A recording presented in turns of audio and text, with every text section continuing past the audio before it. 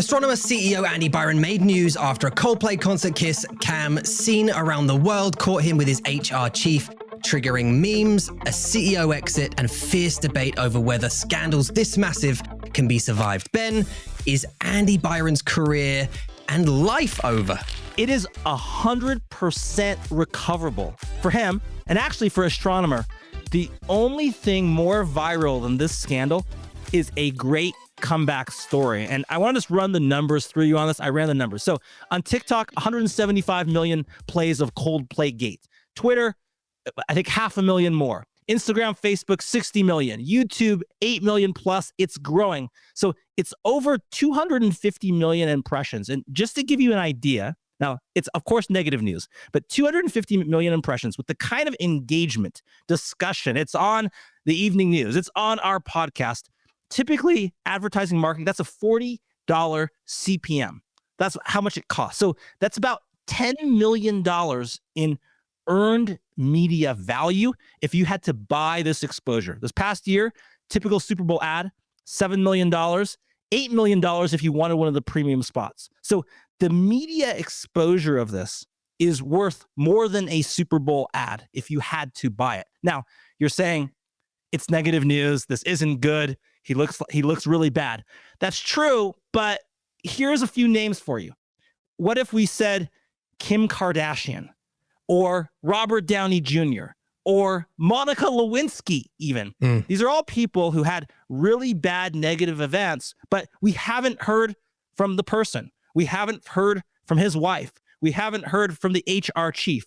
We don't know the circumstances. We don't know if they are sympathetic figures for other reasons. So it is career killing only if they are like, I don't know if you remember this, Tom, Prince Andrew in the Jeffrey Epstein, when he came on and did an interview, he looked like he was hiding something. What is the advice he should be getting, do you think, from his PR team? There's two parts to this, isn't there? One of them is from a company perspective and how they recover, and whether or not it's a positive thing for Astronomer that this has happened. Because you could argue that this tension that they get right now is actually probably a net positive for the company. For him personally, what should he be doing? Well, there is potential sympathy out there, not for the act of cheating, but I don't think anyone, no matter who you are, would want your private business put on a Jumbotron, spread around the world with the entire world to comment on it. And people can empathize with that. Regardless of the act, you're like, wow, that seems like kind of extreme. And do people think overall that your life should be over if you make a mistake like this? Well, people, might have varying opinions on the mistake, but I think most people agree that, like, hey, maybe your life shouldn't be over. Of course, 100%. Look, the guy and the woman, they both made a mistake, right? They did the wrong thing. Morally, they're cheating. They had partners, and it must be awful for their partners and the family. Like, for sure. They made the wrong choice. Of course. But you shouldn't be unemployable. The key is, could you tap into that? How would you do it? Well, so what are the things you'd normally do? If this was crisis communications, I've done this for 20 years, you'd say, one, take responsibility for the situation. So try to take responsibility for it. Don't shirk the blame on someone else. I would actually advise, don't go into this saying like, oh, our marriage was on the rocks and this was okay. And don't do any of that. Just take responsibility. Don't justify, right? To empathize with those around. So show empathy, sympathy for all these affected, which includes, obviously, if you're the CEO, it obviously includes your wife, but this also includes all the people at the company that you've now shifted an eye from the great work, maybe if you were saying this, they're doing. You can actually empathize with that. 3, try to separate the content from the tone. So the content might just be you might have to say, like, I don't have an excuse, I made poor judgment. But the tone that you communicate with, like, are you really sorry? Does this come from you? Is this something else? So those are all things you can do. Next, talk about what you're going to do about it. So maybe for now, and it could be some chill out time, which is like, I have some family discussions to have. I'm going to focus on that now. And you could buy yourself a little bit of time, but focus on what's next, on things you can control and how you communicate that right now. I mean, he could be highly employable if he communicates the right thing. So he just needs, before that first interview he does, is really, really important because it confirms assumptions. Either we're confirming, Tom, that he is a schmuck he is a idiot and he is unsympathetic and no one should ever hire him again. We could communicate that, we could confirm that. Or we could say he's actually at his heart a good guy who did a bad thing. He shouldn't be penalized his entire life for it. And we should cheer him on because he's going to come back from it, maybe make amends, make things right with his wife to the best he can and move forward. And we can cheer that on too. Do you remember like back a few years ago, it was like, when, Britney Spears was sort of having problems, having challenges for the first time. People were commenting. Some people were like, oh my God, did you see Britney Spears? And they were like loving to hate on Britney Spears. Or you had a whole other people saying like, oh boy, we got to rally behind Britney Spears. Come on, like she's got to come back from this. You had that countercurrent too. And so which is the dominant story? We're competing for it right now. Do you think Astronomer played it wrong then? In the sense of getting rid of Andy? They probably didn't have a choice. They did need some separation. From the Astronomer point of view, it's recoverable from the company because this has nothing to do with the product. This has nothing to do with the company. It has, maybe a little bit about company culture. Maybe they shouldn't have a culture where the CEO, is having an affair with a subordinate who happens to be the head of HR, who's probably the person meant to enforce these rules. Right from the beginning. So that's probably not good. But in terms of the value proposition of the company and everything else, and I just liken this to, you learn a lot about the values of someone, Tom, when you see them go through a crisis, right? Like you could come in and say like, wow, they've been through this, but like they held that with, with great dignity, with great class. They were fair. They did all this. So there's a lot you can demonstrate by how you handle this. You could come out as a stronger company overall if you focus on those things. But the issue is that, here's the counter argument, which is just that if the CEO was dating the head of HR, having an affair, and they both had other spouses and they were doing this, then maybe the company culture is not that great. So that is the countercurrent. Like maybe if there's a little bit of a smoke, there's some fire there, but maybe there's not. Maybe this is just two people who made a mistake. It's not indicative of the company. So the company has a chance to write its story. The CEO has a chance to write its story. And the wild card here that's going to make this more difficult or less difficult is the wife. Kristen, the HR lady involved in this. Yes. I think she's got it tougher. I tell you why. It's because she's the head of HR. Her job says she needs to be like morally on point. So when she goes to get employed again, that's going to be brought up. Like, how do we trust someone who crosses boundaries? Clearly. Yes, but it's the same thing of, I made a mistake. I made poor judgment. Is it empathetic? Is it saying like, hey, I advised so many of my subordinates on this, and yet I did not practice what I preached. I'm never doing this again. It's like anyone can make a mistake, but I agree that she would have to explain that in a sympathetic way. The reason I said the wife is the wild card is just because what she says and how she frames this influences the story a lot. Because also, Tom, much like anyone watching this would never want to be in a situation with their personal business put on a Jumbotron and beamed around the world, no one would want to be the wife or the other person in this situation either. So there's a lot of sympathy with that person as well. And if she comes out and says, you know what, my husband, this wasn't the first time. This is horrible. He's a horrible person. In fact, I found out that he was doing this, right after I was pregnant and gave birth. And he did something like this. Like, it really decreases his sympathy. But even if she says like, she could say like, I'm done with him, I'm divorced, but he's not fundamentally a bad guy.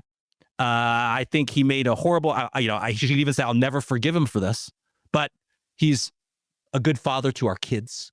He's something else. If she did that, it makes it a lot easier for him. So this is recoverable. I hope they get some great advice. It's just me personally. I believe in second chances. I hope someone's life or career isn't over, even if, totally think it was a mistake for them.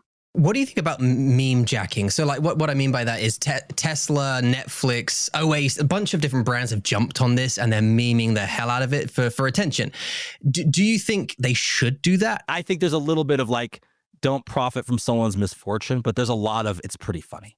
Yeah. And I think in that case, honestly, it sort of trumps it. Like, they're not directly related. And there's a few things that just make this meme worthy, that make this like, why did this spread? I mean, one, it's just the reaction of the people to being on camera is kind of funny, right? It's like when you're caught with your hand in the cookie jar in a way, you're like, oh my God, my hand's in the cookie jar. And everyone can see that. That surprise and shock is kind of funny, even though the circumstance itself is not funny. There's an argument that says that if they just stayed still and did nothing, this wouldn't have happened. Well, that's absolutely the case, because there's nothing to post online. And this becomes to the person who posts this online, this gets spread. Yes, this is about the reaction. The way that information spreads now, the emphasis that is placed on attention and the attention economy we live in, falls can be fast, right? Scandals can break fast, but recovery can be equally as fast because of how information spreads. So your comeback can be just as viral as your fall from grace. And that's just the times we live in now. All right, let's move on. Let's do it. Next story. On July 17, 2025, OpenAI just launched its ChatGPT agent, a unified think and act tool that automates workflows using its onboard browser and connected apps. So this combines web navigation, deep research, and importantly, task execution. So everything from calendar planning to ordering and creating spreadsheets. This is now available for any Pro Plus and Team users, excluding, by the way, just in case you're listening from there, Switzerland and parts of Europe right now. In the UK, we don't have it yet. So I'm jealous of Ben sitting there with his AI agent capabilities. Ben, is this just a small, like, incremental improvement by OpenAI, or is this going to change the game? This is absolutely game changing. And I just want to frame this for you properly when you're sitting over there in the UK, Tom. Like, OpenAI just gave every American, and soon the world, a personal assistant who can do all of these tasks for you at the cost of less than your weekly coffee run. So I want to just, like, here's the economic thinking on this. Like, for power users, there's been a number of studies. These kind of AI tools can save about 760 hours per year. I think that number is going to go up with this new agent, but let's just assume it's the same. Now, that typical wage in the US for that 760 hours per year personal assistant isn't that cheap. It's about $50 per hour on the media. So if you just do this math, 760 hours, $50 per hour, that's $38,000 per year. So $38,000 per year, every American, potentially, you do have to pay for it now, but in the future, this is going to become less and less expensive, gets a personal assistant, a $38,000 personal assistant. Now, there are 342 million Americans in the US. So the economic value of that, 342 million people times $38,000 per year personal assistant, that would be $12,996 billion in economic value. And this is just the start. This is absolutely game changing. So imagine, Tom, if you could hire your personal assistant, that $38,000 a year personal assistant, but every time that agent is upgraded, every time the model is improved, you basically get to hire a better version of the assistant with more skills, more experience, more capabilities. And this assistant can probably do some things that the typical assistant can't do, like financial modeling, deep analysis, Python programming. So this is huge. This is big. Now, I think, I'm just going to, this may be outrageous to state, but Elon Musk started that.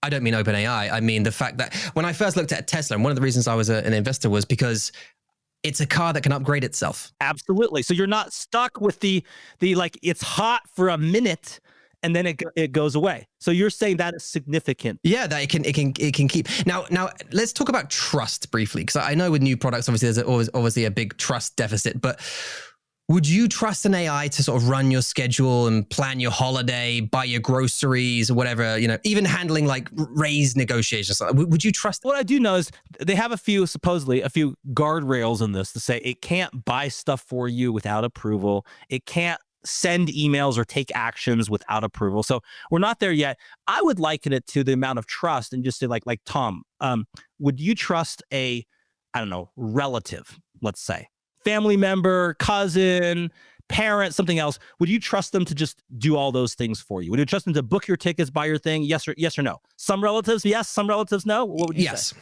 Okay, yeah. I'll ask you a personal question. You can answer. Like, would you trust your wife or your kids? Like maybe your wife kids to book a holiday? Not a chance. But my wife, yeah, of course. Yeah, okay. So you trust your wife or not kids. So what I'm saying is, there's different variations of people that obviously you love, you care about, but based on the situation, you adjust, right? You're like, okay, my wife can book the holiday, no problem. I don't need to see it. My, under 10-year-old child, I'm worried about that. Even though I love them, I trust them, right? So I think that's what this is going to be like for AI. We're going to come in and we're going to say like, oh, this is like a distant family member. This is like your cousin, where you wouldn't like turn over your bank account to your cousin, but you might be like, oh, hey, here's my credit card. Go buy yourself, a coffee to your cousin if they're like, they forgot their wallet. You might trust them with that. This is going to be the same thing with AI. And so we're going to try things out. We're going to try out little purchases. And then if they prove trustworthy, like if your cousin goes and buys the coffee and comes back and it's just, the $5 coffee, they didn't charge anything else, then you might be more willing to sort of say like, give them more permission. So we are going to increment this up. It doesn't have to be full trust right away. This is increasing workplace freedom, isn't it? But it's also kind of slowly just to feed into the AI is taking our jobs fear factor that's traveling the world right now. 2025, this year, and probably the first part of 2026 is going to be like the year of like AI doing things for you. Before it was like AI advising you, AI researching, AI chatting with you. Now it's going to be AI taking actions. That's going to last like maybe a year. And then after that, it's going to be AI starting to operate more autonomously from you. So this is before it's happened. But just to give perspective on this, if we use that same number we did, right, the $38,000 personal assistant that we have. Yeah. Average company of 100 people, if we just do the math on that. So 100 people, if we give all of them a $38,000 personal assistant, then we're talking about basically $3.8 million of admin help we've just gifted to every company. So it's going to make companies more productive, but there's a lot of people that would have been junior people, mid-level people, admin people who are basically not going to get that job if the company truly needed that help. I mean, that's why this is a threat. Now, does that mean those people will be unemployable? No, because new jobs will come up. Other things will appear, but you're going to have to be flexible in your career. You're going to have to be willing to get new skills. And it's going to be less of this track, like you just stay on this job for your whole life, this role, and just climb up. It's going to change. What would you do with an agent that can do all these things for you? There's a bunch of stuff that I'm trying to do that I can't focus on. And if I focus on it, it takes away from where my focus should be.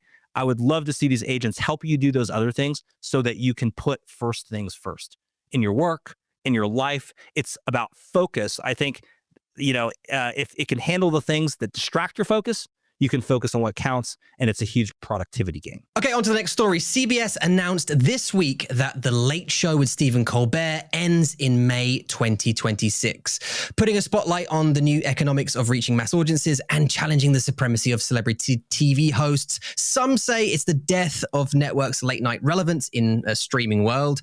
Some say it's political. CBS just says it's business. What do you think?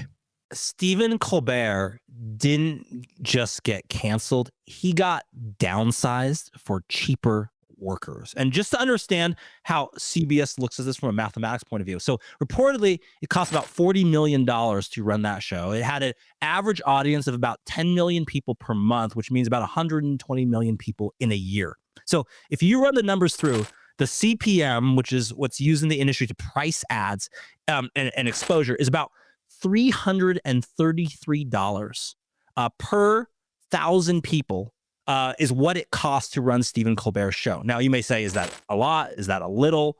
What is it worth? Well, let's compare to another big time celebrity, different exposure. Now, Joe Rogan, who hosts the biggest podcast in the world, reportedly he earns about a $30 million salary to host that show. It doesn't have all of the production costs, the 200 people that Stephen Colbert had. It has about a $16 million monthly audience. That's 192 million people a year. Its CPM is $156. So Stephen Colbert was twice as expensive to reach the same audience as Joe Rogan. He's just too expensive. And if you just run numbers through, and I realize like a show that is hosted is different than other exposures, but what is, if you sponsor an F1 car, it costs about $20 million, it reaches 1.2 billion people. That's about a $17 CPM. If you run a Super Bowl ad, costs you $7 million, reaches 115 million people, that's about a $61 CPM. So Stephen Colbert at over $300 was incredibly expensive. And that's because basically a late night show does not have the audience it shouldn't anymore. So yes, it is some of the economics of changing to more digital distribution, and it's also just a show that was far too expensive to produce. In this era, when production costs are going down, with AI is automating things, if you have a cost structure from a different era, like The Late Show did, you will not make it. What's the political connection to this over there in the States? Why are people pulling Trump? I know people like pulling Trump into every possible story they can, but why is he related to this story specifically, do you? Well, yes, it's because 3 days before this happened, Stephen Colbert came out and said his employer is taking a bribe. They had a settlement with President Trump because they need a merger and acquisition to be approved by the U.S. government. They sort of settled with Trump, made a payout, and he talked about this. What I would say is, who knows what was going on behind closed doors at CBS, but it certainly didn't help.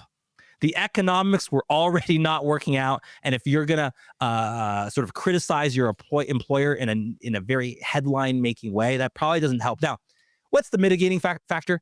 This form of late-night talk show host, it's like famous for criticizing your employers. Like the king of that was David Letterman, right? Who was famous for making jokes and calling his employers like weasels and all of these things. But I think, they're smart enough to sort of take this in stride. Like this is kind of the art format. Like people like seeing people like complaining about their boss. So it's another example of that. So that in itself to me was not like career killing, but it probably doesn't help when you're like, hey, we're losing money on you, reported tens of millions of dollars every year.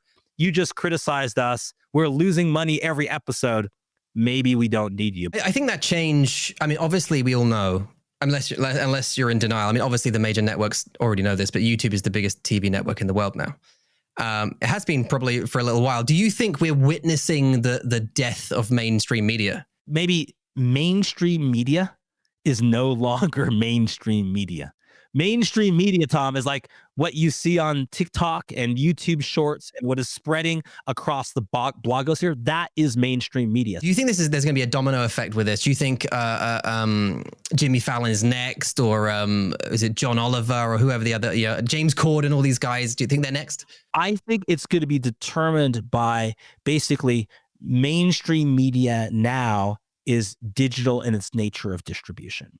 And so it's going to depend on those shows, which reportedly have a bigger online footprint than Stephen Colbert. But basically, what's now is going to be determined is Jimmy Fallon more Joe Rogan or Mr. Beast, or is Jimmy Fallon more David Letterman and Jay Leno? Jimmy Fallon is going to need to channel his YouTube star, influencer star, and he probably has a lot of skills that could do that. But basically, those shows to stay in existence are going to have to become, digital juggernauts. That's what's going to determine it. Okay, there you have it. Coldplay Gate, OpenAI agent is coming, and Stephen Colbert is cancelled. Now, if you were in Coldplay Gate, how would you take it if you were the CEO? Would you tell your story in a sympathetic way, or would you hide under a rock? Let us know in the comments, and we'll see you next week.